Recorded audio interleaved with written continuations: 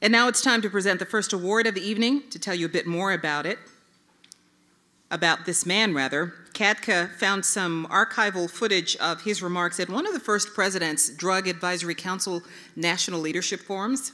So let's take a look at this. Watch Mr. Alvin Brooks in action. Our appeal fell on deaf ears. So we had to go at it alone because we organized a group, trained a group to set on crack houses.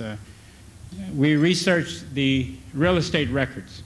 We put together a group of African-American males in teams of 3. And when we got a call through our hotline that a particular address was suspected as a crack house, we sent that team out to set on that house. We took pictures, both video as well as with cameras. And then we would confront the owner of that house with that data. How did we know it was a crack house? We put together what's known as a profile of a crack house. You've heard that bit, that it walks like a duck, acts like a duck, quacks like a duck, it just might be a duck. Well, if all of a sudden your neighborhood or your neighbor becomes somewhat of an international figure, that if you sit undercover like we do and you see the United Nations all of a sudden appearing in your block, you can be sure that that's a crack house. And so we confronted the owner or the agent. And with the presence of the prosecutor, assistant prosecutor, and a police officer from that particular division, we did not ask them to evict. We told them and gave them a time frame.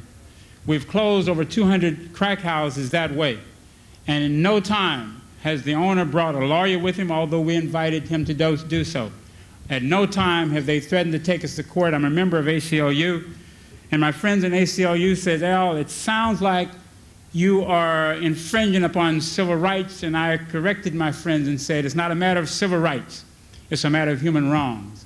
And we'll continue to do that. Take us to court.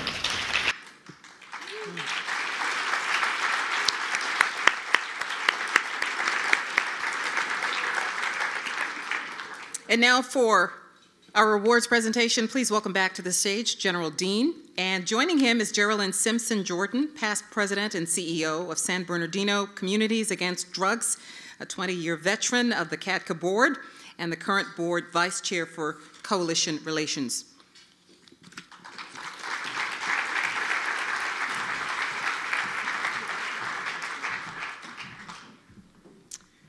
Thank you, Pat. As a founding board member of CADCA, I have had the privilege of seeing this organization grow and prosper, always staying true to its mission.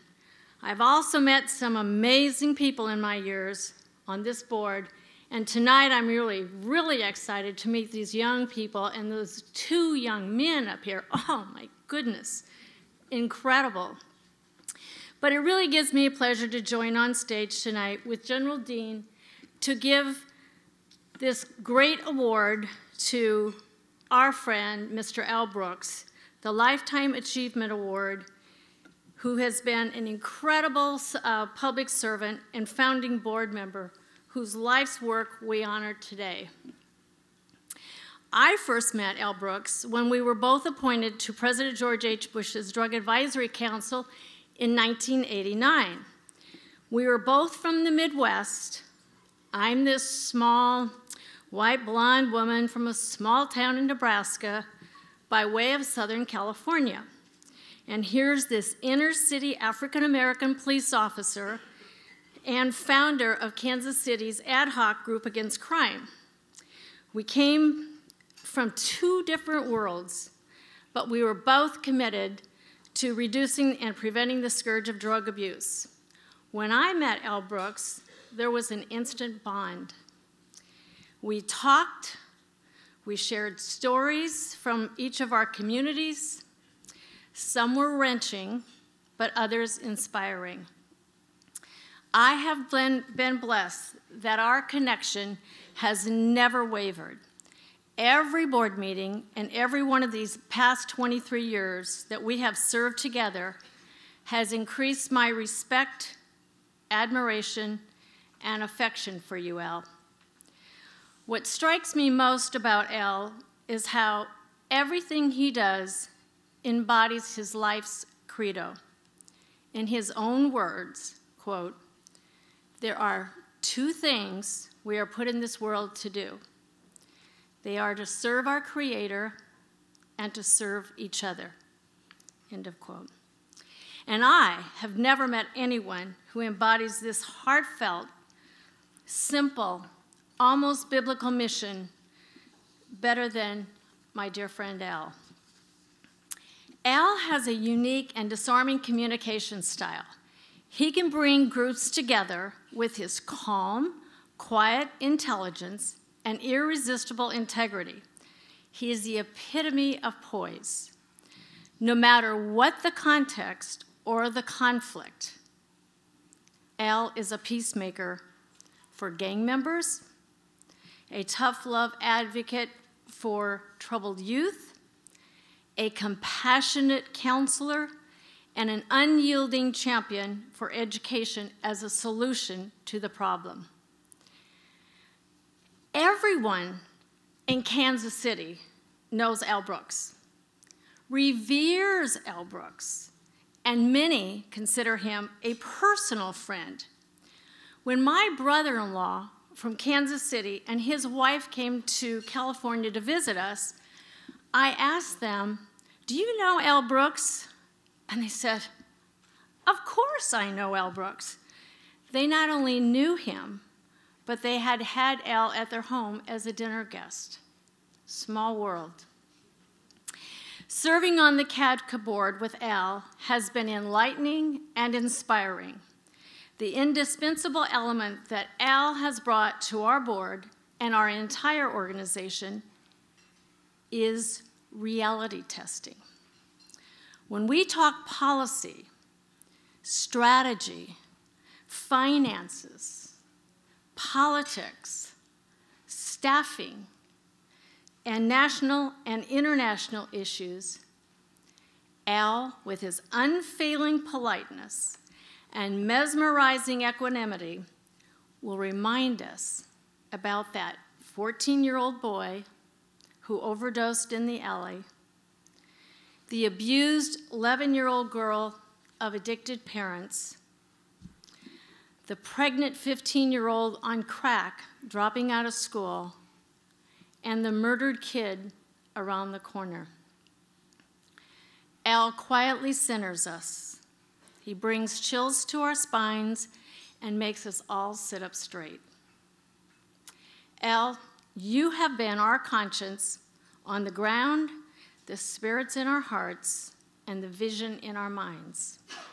You have never let us forget why we are here and whom we truly serve. You are one in a lifetime.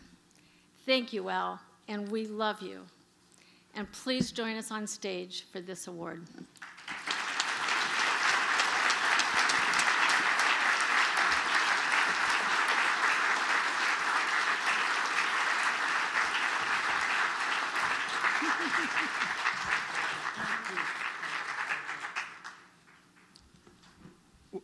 Mr. Brooks, may I say that, please?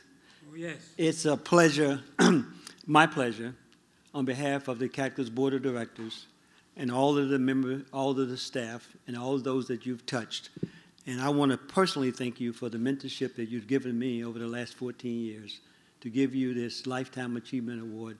And thank you for your super, super service. God bless you.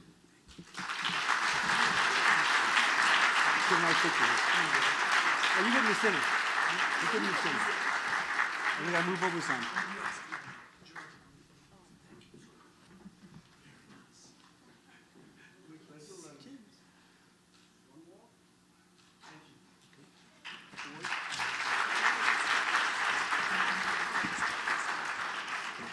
Jordan, thank you very much. Thank you for allowing me to write that for you down in the lobby. It was beautiful. Why in the world would you put me behind McCullough and Smith? An 80-year-old man behind two teenagers, just wow. It's been a beautiful morning. It's been a beautiful day. I've got this beautiful feeling that everything's going CADCA's way. Under the leadership of my brother and my friend, General Ordine, and my sister, Eddie, where are you, Eddie? Eddie Lyles. You know, you really can't talk about the dean unless you talk about Eddie Lyles. You know that thing.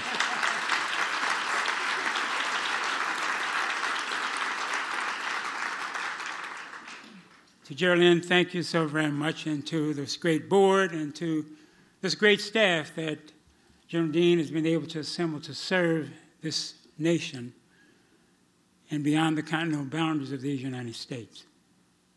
By the way, that video that you saw, it was taken yesterday. It's taken yesterday. I just informed General Dean that I was retiring from the board at the end of last year. My wife and I have some health problems, some challenges. We both have cancer.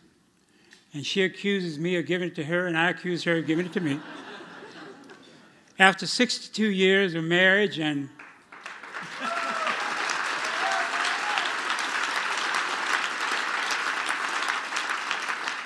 six beautiful children, and we lost our son to drugs.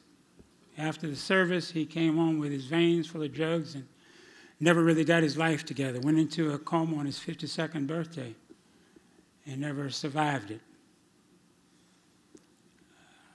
My son-in-law, to my oldest daughter, killed because he relapsed on drugs by our nephew. One of my beautiful daughters is here, Carrie Brooks Brown, who's a businesswoman here in the district. So not only have I seen the carnage, but I've felt the carnage. I happen to be a police commissioner now in Kansas City, kind of come full circle from a district cop to a detective, and then politics and all that, and then a police commissioner. And so I go at the scenes of homicide victims to see who's under the tarp, and one of the detectives would say, "Commissioner, that's a teenage African-American male." And from the spent cartridge, it seemed as though it was an AK-47 or a Tech-9 or a MAC-10 on the streets of America.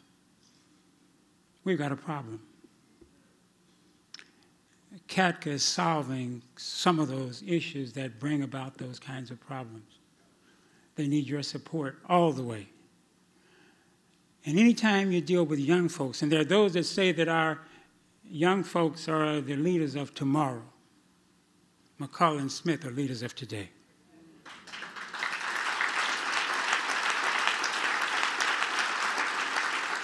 We need to embrace them and work with them, nurture them.